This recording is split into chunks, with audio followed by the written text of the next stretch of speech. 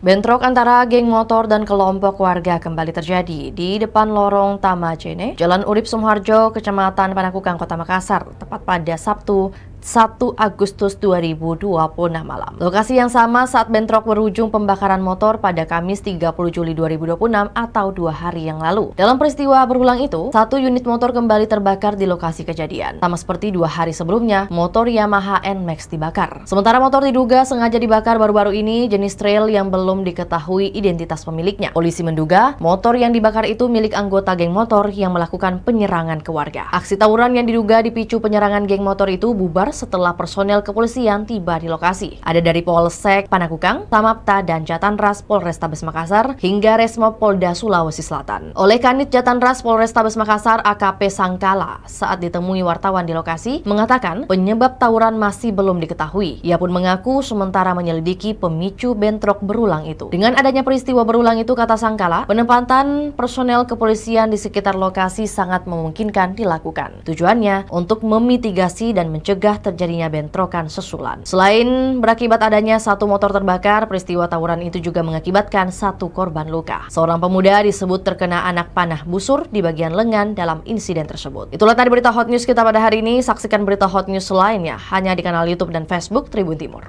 Download Tribun X sekarang, menghadirkan lokal menjadi Indonesia.